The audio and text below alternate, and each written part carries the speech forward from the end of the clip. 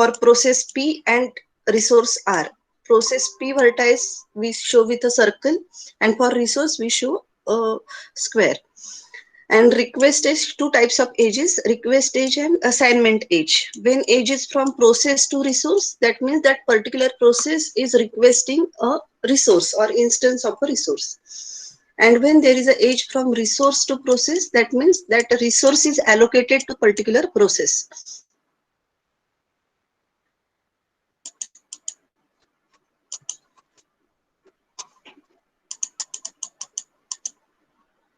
So we have seen this example. This is the example of deadlock, with a deadlock and without deadlock. This is resource allocation process for, or the resource allocation graph for without deadlock situation. P1, P2, P3. P1 is holding R2 and waiting for R1. Now just look at this diagram on the board and tell me whether it will lead to a deadlock or not. Board is visible. So I have two processes, P1 and P2, and two resources, R1 and R2. So is it a deadlock condition or not? Just tell yes or no. Is it a deadlock?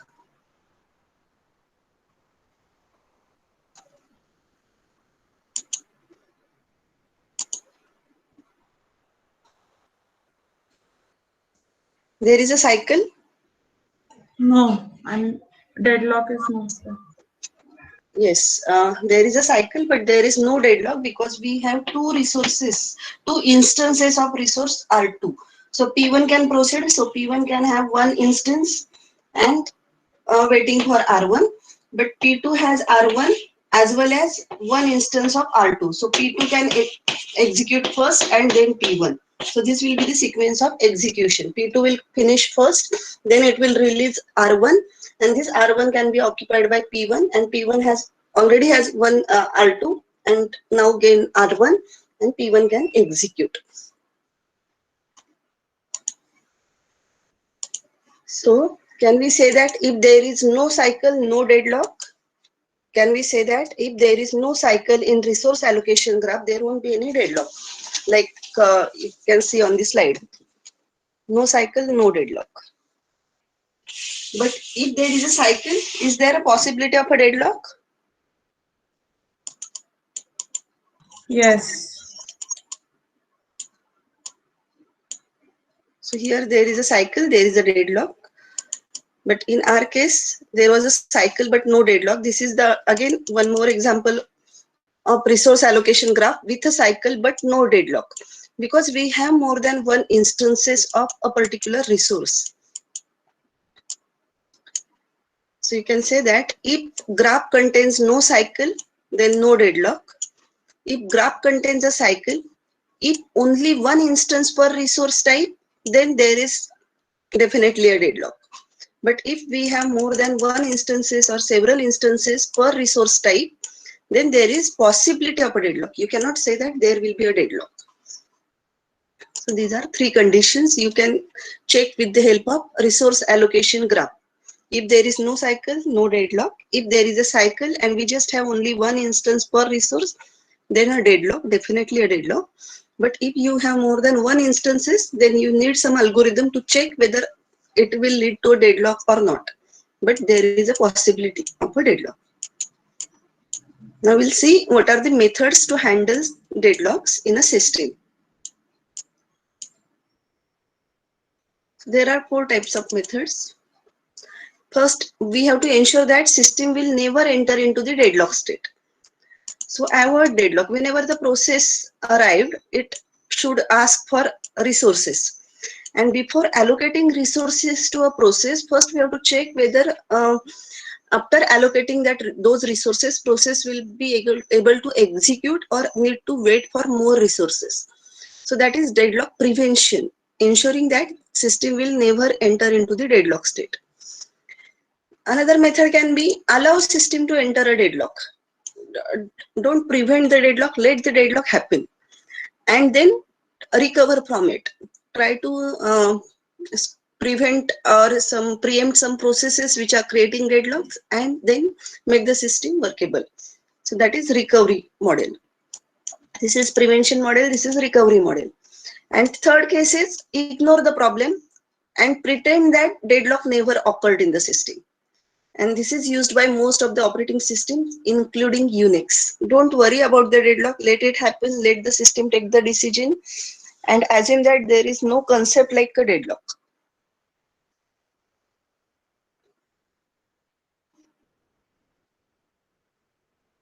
So what is the difference between prevention? So methods for handling deadlock, there are 4 types of methods. Deadlock prevention, which ensures that at least one of the 4 necessary conditions cannot hold. We have seen that if those 4 conditions hold simultaneously, these 4 conditions are true, then deadlock will occur. Mutual exclusion, no preemption, hold and wait, and circular wait. All these conditions are true at a time, then deadlock will occur. So in case of prevention, if any process is not following that, don't allow system to wait or wait in a circular fashion. Don't allow process to hold a resource and wait for another resource. Yeah, if there is a deadlock, ask process to preempt and release those resources. So make any one of those 4 conditions false. Then if at least one of those 4 conditions cannot hold or false, we can ensure that there will be no deadlock. That is called deadlock prevention. Deadlock avoidance is do not allow a request which potential to lead a deadlock. Means we can predict if we allocate a particular resource to a particular process, before allocation, what is a state or how resource allocation graph is looks like, and after allocating that particular resource or granting the request of that process, what will be the picture, whether it will lead to a deadlock or not. If it leads to a deadlock, then don't grant that request. If the system will be in a safe state, there will be no deadlock, then only allow or access or allocate that particular resource to a process. Means here, before allocating any resource, we have to check, we have to calculate the system conditions after assuming that the resource is already allocated. And if system shows safe state, that means no deadlock, then only actual allocation takes place. That is deadlock avoidance. You got the difference between prevention and avoidance? We'll discuss it more. Deadlock detection is always allow requests, whatever the process request for the resource. If the resource is available, just allocate it, and then every after some time or periodically just keep on checking whether the system is in safe state or deadlock state, and if there is a deadlock, try to recover from it. So this is deadlock detection. It's a periodic cycle. Every after some time, just check whether there is a deadlock, there is a cycle, and it is leading to a deadlock. If is, try to recover from the deadlock. And fourth is ignore all. It makes sense if the likelihood is very low, means deadlock is not a normal condition. It will not happen for every moment. So it will occur, or likelihood of deadlock is very less, or probability of occurring deadlock is very less. So for example, say once per year, then it is instead of wasting time on prevention, avoidance and detection, just ignore it. So most of the operating systems use this solution, that is ignoring the deadlock. But as a part of our syllabus, we are going to learn all these methods: prevention, avoidance, detection, and no need to learn ignorance. Ignorance is doing nothing.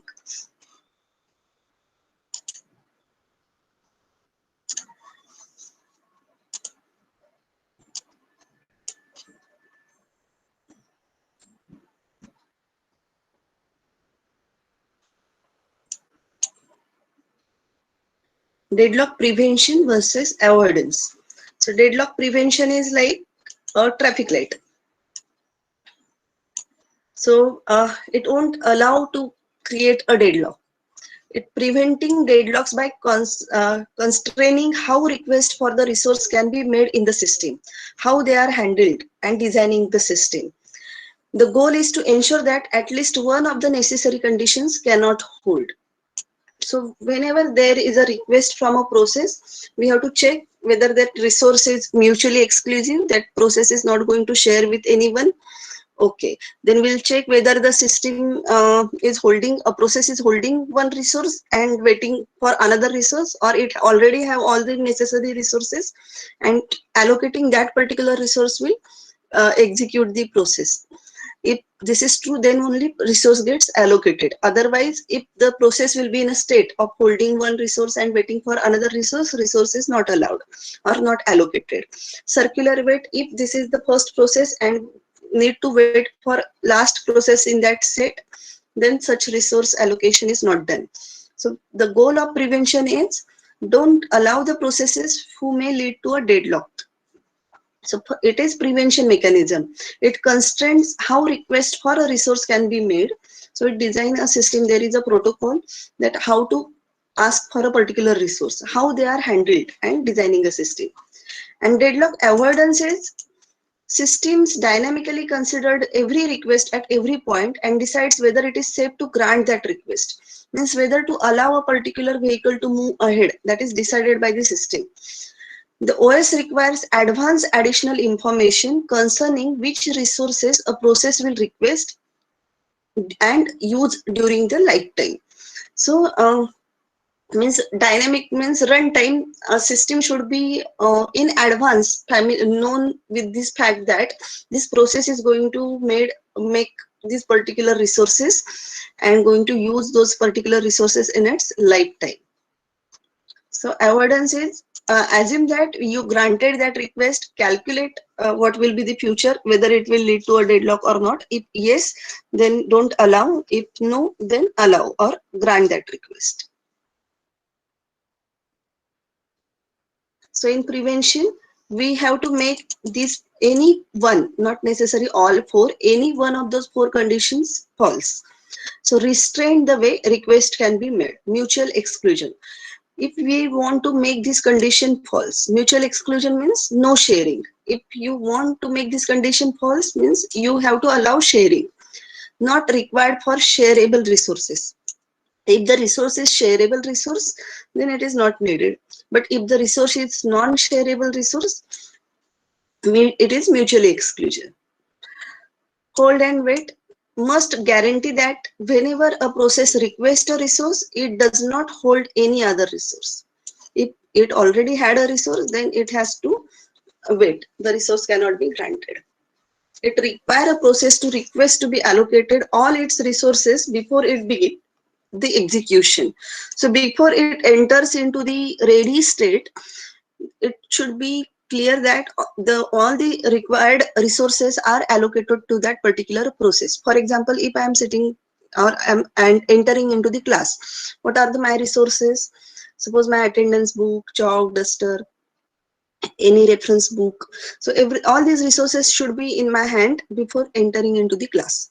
Means before the process is ready for execution, all the resources must be allocated to it. Or allow process to request a resource only when the process has none. So if process has no resource, then only grant the request, or if the process has all the resources, then make it ready for a run. But the problem with this hold and wait is low resource utilization.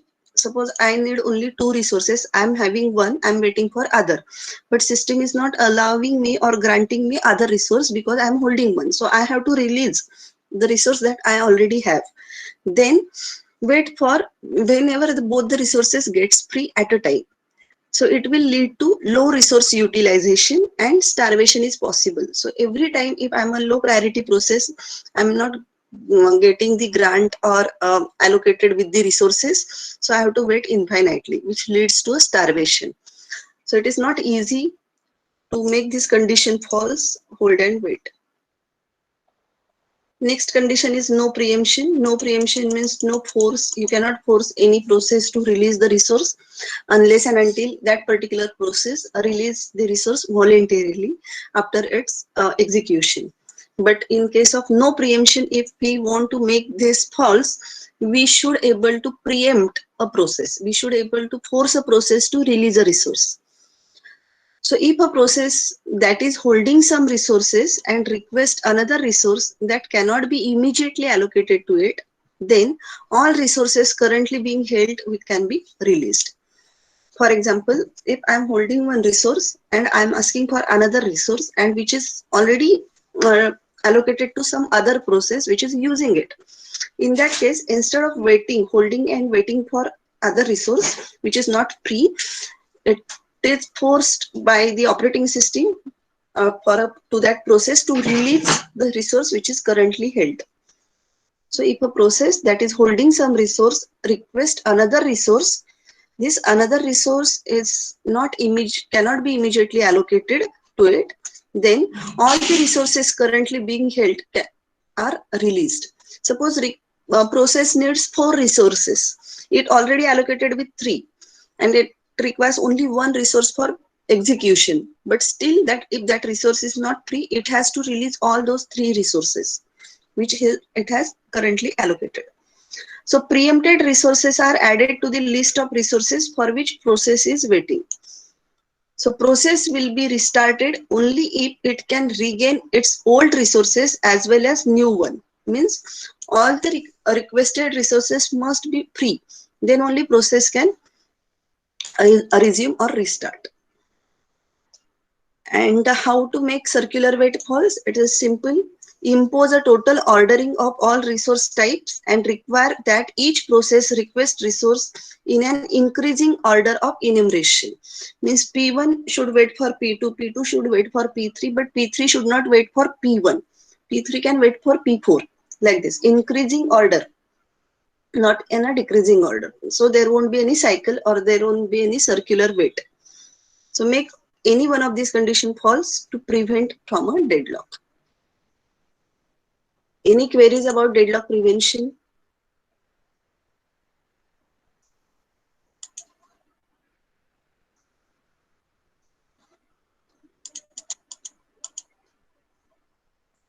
So suppose I have resources R1 to Rm, be the set of resource types. We assign to each resource type to unique integer number, which allows us to compare two resources to determine whether one precedes another of our ordering. For example, we can say that tape drive is 1, disk drive is 5, printers 12, like this in an increasing order.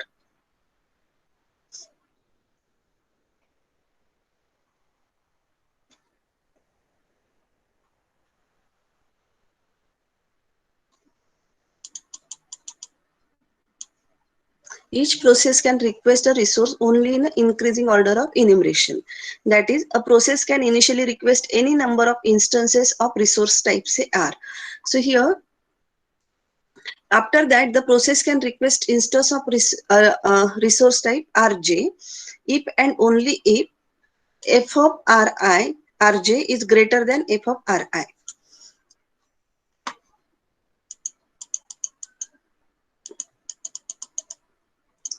So f of tape drive is 1, f of disk drive is 5, f of printer is 12.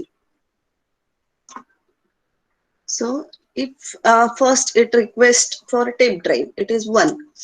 Then if it requests for disk drive, then f of Rj is greater than f of Ri. Alternatively, we can acquire that a process requesting an instance of a resource Rj must have released any resource R such that f of Ri greater than equal to f of Rj.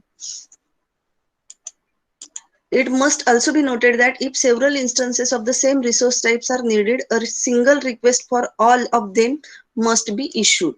So for example, if a process wants 3 printers and if you have 5 printers available, so request must be greater than the number of instances available. And only one request should be made for all type of instances.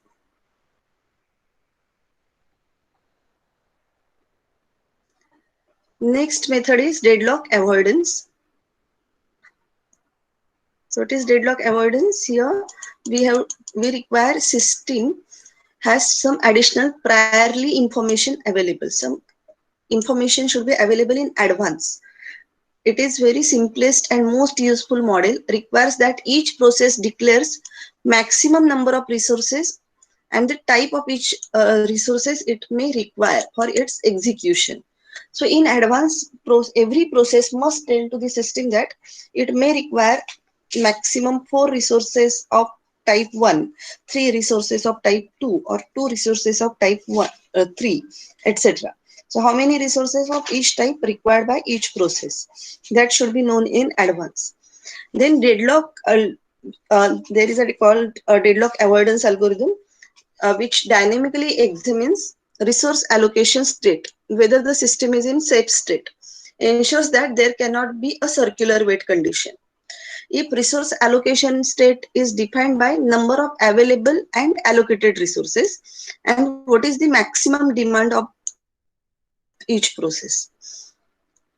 We need to define a safe state when we can say that system is in a safe state. Means safe state means no deadlock state.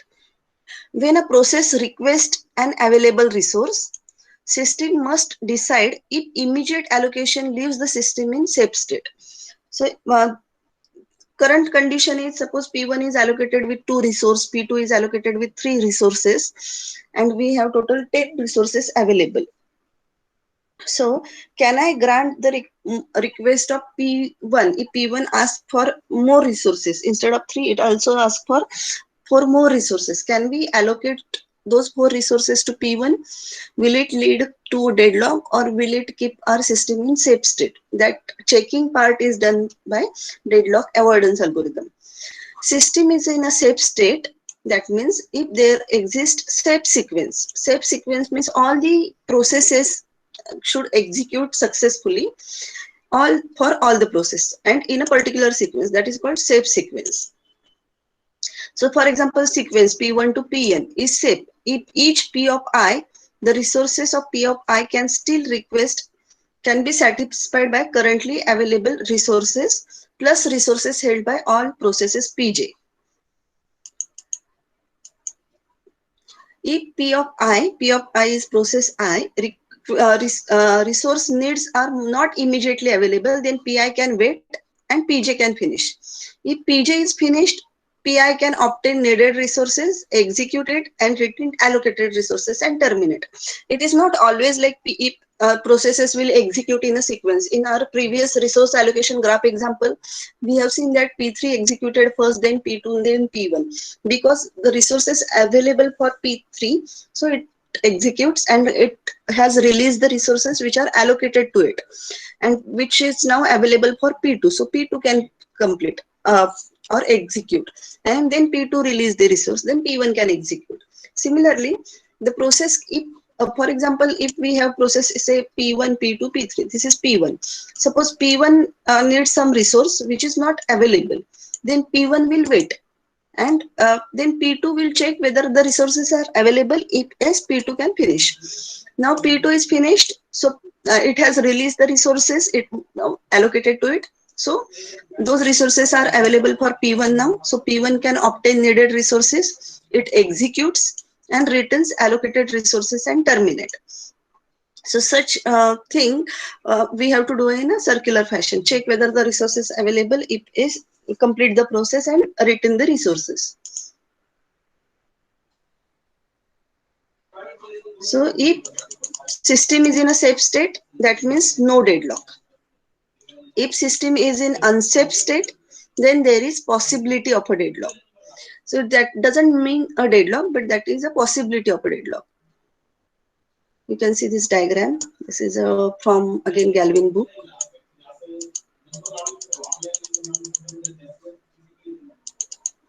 Avoidance is we have to ensure that system will never enter into the unsafe state. So safe state means no deadlock. Unsafe state doesn't mean there is a deadlock always, but there is a possibility of a deadlock. So in deadlock avoidance algorithm, we have to take care that system will never enter into the unsafe state. We want system should always in safe state.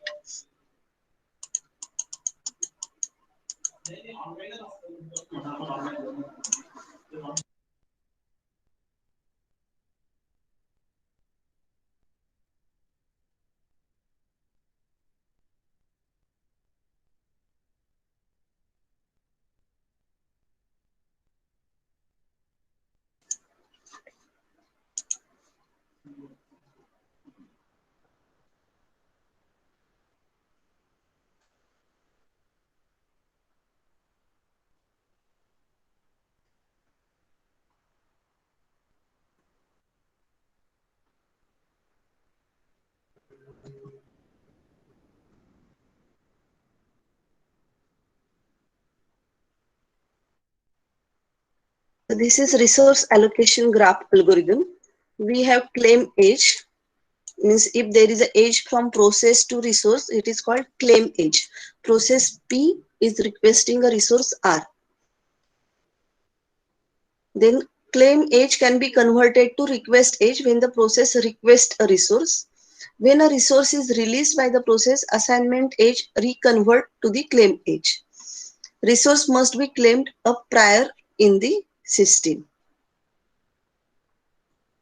So this is a graph for deadlock avoidance, resource allocation graph for deadlock avoidance.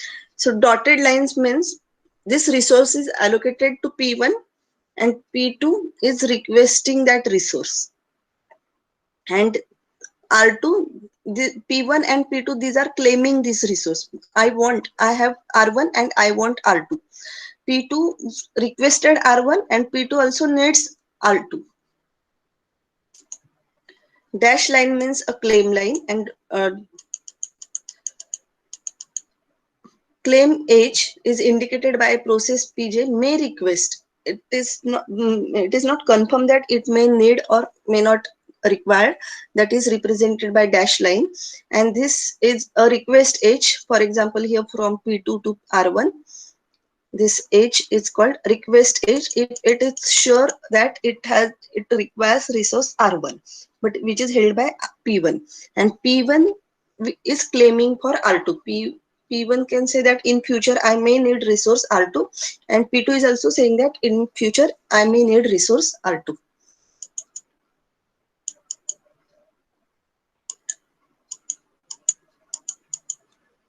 Here P1 I am holding R1 and claiming R2. P2 is holding R2 and requesting R1. So this is unsafe state. You cannot say this is a deadlock state because this claim is not sure. P1 is not yet sure whether it request or it will need R2 or not. So this is unsafe state, which is shown with the resource allocation graph.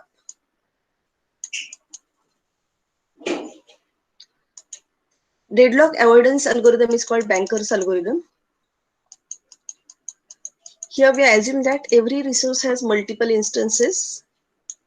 Each process must priorly claim maximum use, how much resources it will require for execution. So that is max value, maximum number of resources it require for its execution throughout its lifetime. Then when process requests a resource, it may have to wait. So whenever process requests a resource, it may not be immediately granted. Process may need to wait. When a process gets all its resources, if all resources are available to the process, it should return them in finite amount of time. So process will get all the resources, then it will execute, complete its execution, and return them in finite amount of time. These are all assumptions for Banker's algorithm. We need data structures. First, say N is number of processes, M is number of resources, type of resources. Then we need an array available. So total available resources currently available in a system. So it is the array of size M, because if I have 3 type of resources, then this is the array of size 3. And for each type of resource, how many instances are there? So K is instance of that resource type Rj. Then max is a matrix with n by m. N is number of processes, rows, and m is columns, number of resources. Maximum request of each process for a particular resource is n by m. Then allocation means currently allocated. Process is having some already allocated few resources. So that is shown with the matrix allocation n by m. And need is max minus allocation. So suppose a process needs maximum 5 resources and 3 resources are allocated. So 5 minus 3 is 2, which is need. So we have to calculate need for each process and for each resource type. That's why it is a matrix of n by m. So need means process may need k more instances of a resource type to complete its task. And need can be calculated as max minus allocation. We'll come back to the safety algorithm. First, we'll see what is how this we can show.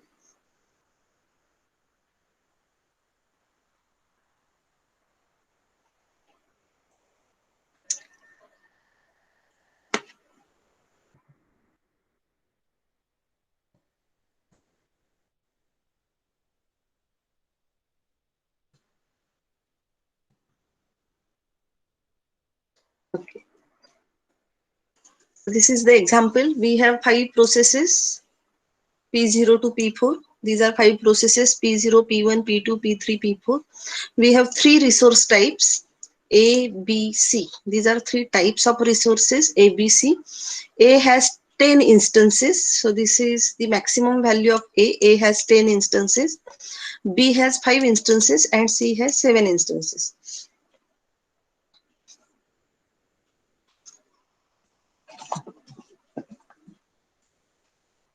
So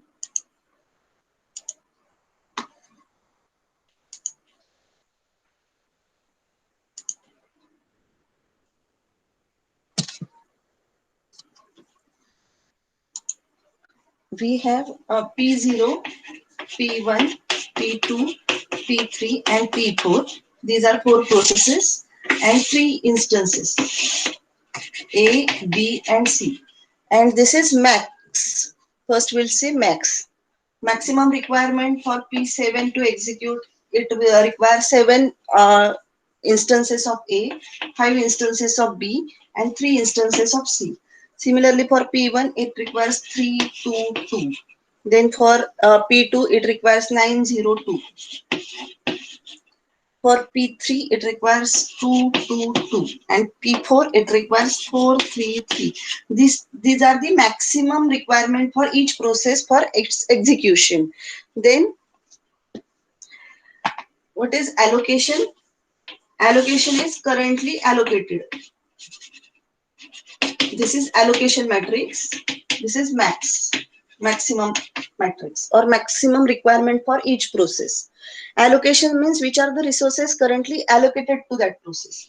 0, 1, 0, then 2, 0, 0, then we have 302,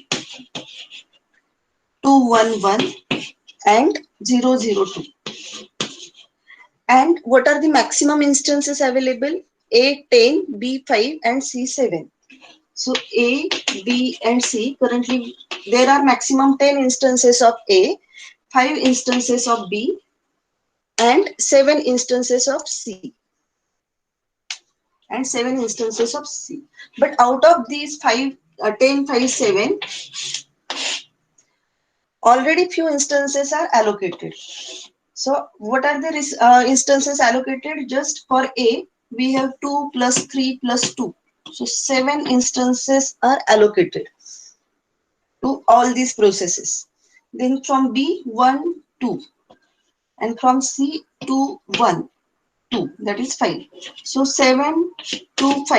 It is not 725. This is individual value. 7 to 5 resources are already allocated out of 10, 5, 7. So what are available resources? So we have to subtract this value 7 to 5 from 10, 5, 7. So this is 3, 3 and 2. So this is available, currently available resources. So this available value 332, how we got this value?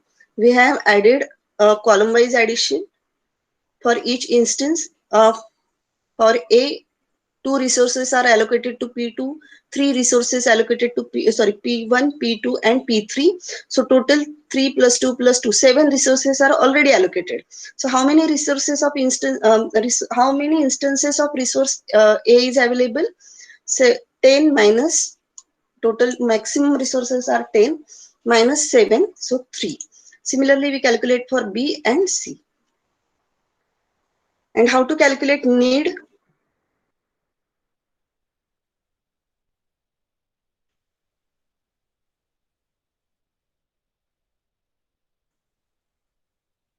Now you understood that what is N is number of processes. That means in this case, N is 5. M is number of resources. So in this case, number of resources, resource types. These are not resources. Resource types are 3. Available is a vector. This is a vector or array of size M. Here M means 3 for each instance type or resource type A, B, C. It shows there are k instances of resource type R is available. Max, this is maximum requirement of each process, and this is allocation, allocated matrix for each process before it started its execution. And we can calculate need with max minus need. Max minus allocation is need. So in this case,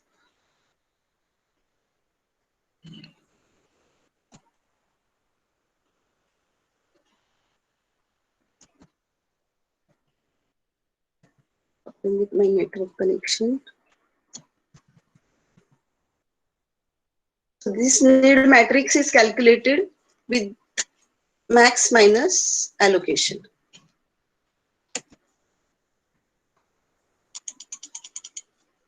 So you can see that 7 minus 0, so value is 7. 5 minus 1, it is 4. It is 1 by 1, instance with instance subtractions. 3 minus 0, 3. So need of P0. P0 can execute if it gets 7 instances of A, 4 instances of type B, and 3 instances of type C. Similarly, P1 can execute if it gets 3 minus 2, 1, 2, and 2. 1 instance of A, 2 instances of B, and 3 instances of C. Then P2 can execute if it gets 6, 0, 0 instances, 6 instances of A and no instances from B and C. So you got what is need means. Need is max minus allocation. Now you have calculated available vector and need matrix. Here our safety algorithm starts, which is called safe state algorithm or safety algorithm. So we are taking two vectors or two arrays, which is work and finish. These are two vectors of size M and N. M is for work and N is for finish. Finish means whether that process is finished or not. So just I'll draw here need matrix first. We need and this available.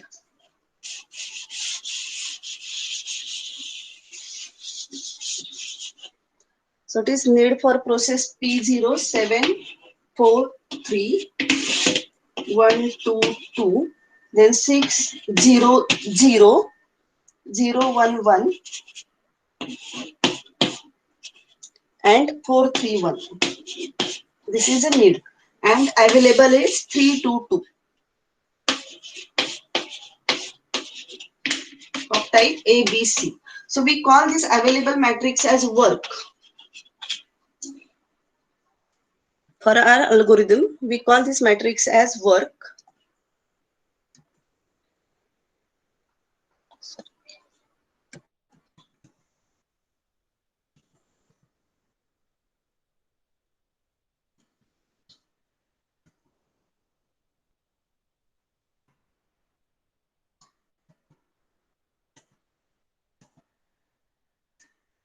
Let work and finish be vectors of size M by N, and finish is of size N. That means number of processes. It will check whether that process is finished or not. It is true. If the process is finished, then it is true. If the process is not yet finished, it is waiting for some resource, then it is false. So initialize it to 0 0 0. So not a single process is yet finished. So we have defined two arrays. Work is nothing but available.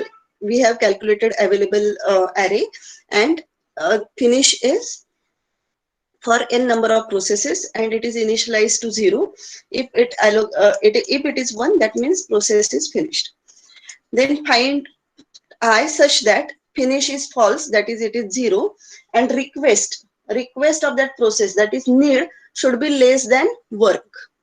We have to find out a I, that is process, such that it is not yet finished and its requirement or need is less than the available or work.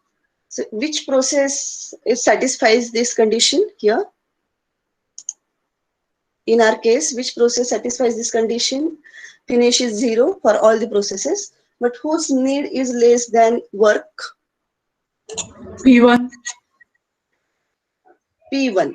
Okay, P1 need for A is 1, so it is there 2, 2. So we can satisfy P1 request. So we have found out that P1, that I is 1, whose finish is false and request is less than or equal to work.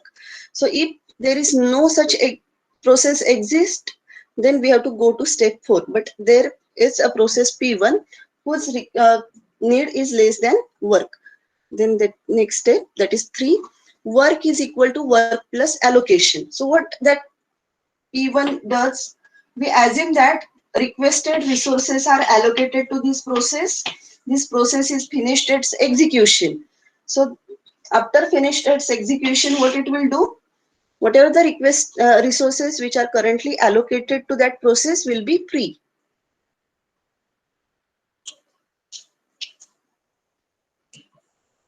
So allocated resources were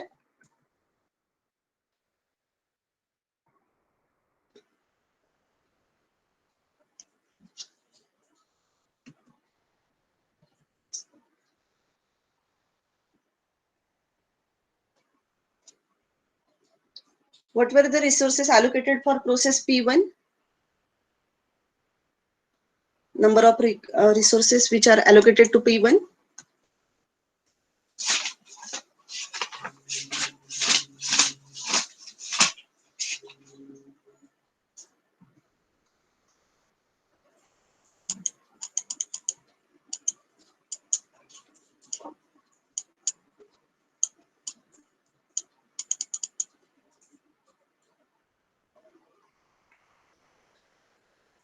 Anyone noted down those matrices?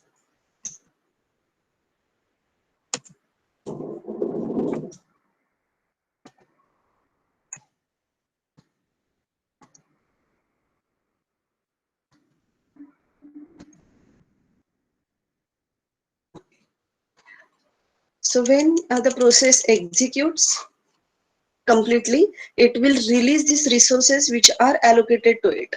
So allocated requested resources were 200. Is it 200? Am I looking at the same problem? No, this is the different problem.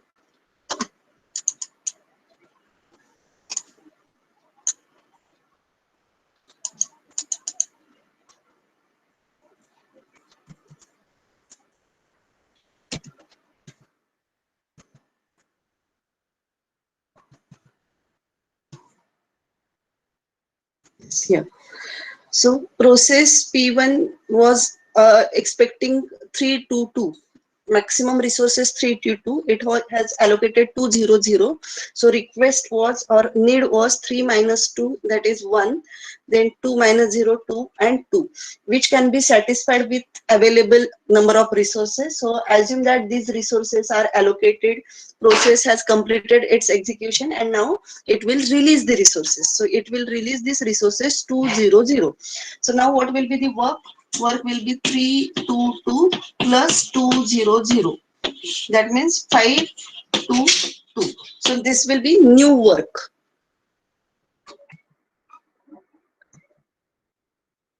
So if finish is false and if need is less than work, for that particular process, we can recalculate work. Work means available number of resources. Work plus allocation. Allocation was 200. So now available resources are 522 or work is 522. We have to check whether there is any process which can execute with this number of resources. Again, we have to check whether the process whose finish is 0 and need is less than work. Now for P1, this finish will be 1. In this case, first change the work and finish will be 2. Finish for P1 will be true and RCF sequence will start from P1. First process is going to execute is P1. Then we'll check whether P2 can execute. We have 5 to 2 resources, but P2 requires 6 resources of type A. We just have 5. So P2 cannot execute. Can P3 execute? It has 0, 1, 1. Request is 0, 1, 1. We have 5, 2, 2. Yes, P3 can execute. So P3 will execute and 5, 2, 2 plus allocation.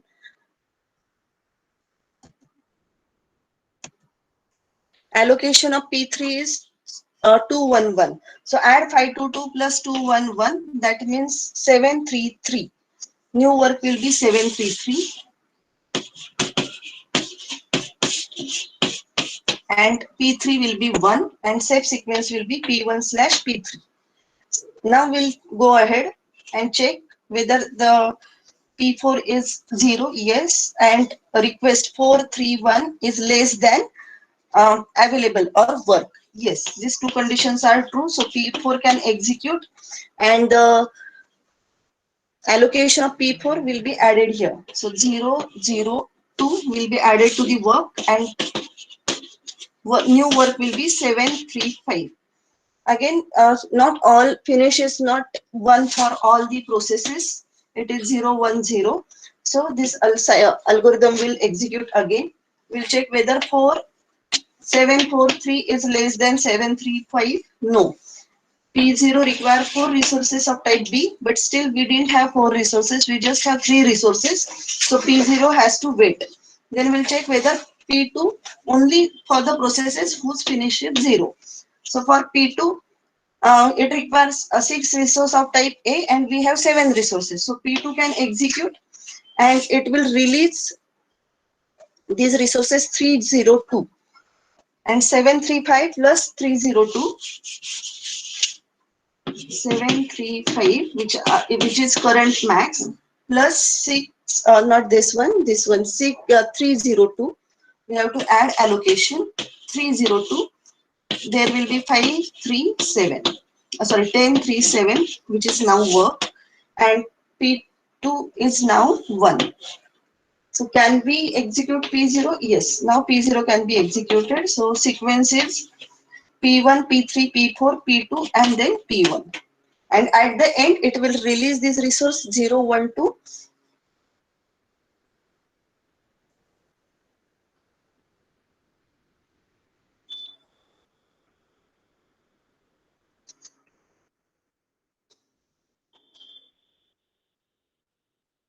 This is safety algorithm. Finish is false, need is less than work, then add work plus allocation of that particular process, ith process, and make the finish true and go to step 2. Repeat this for all the process till you get finish is true for all the processes. And if some process is not able to finish, if you get finish of I true for all the processes, then you can say that it's a safe state and you have to print this safe sequence. If this is not true, then a system is not in a safe state. We'll get back to resource allocation algorithm in the next lecture.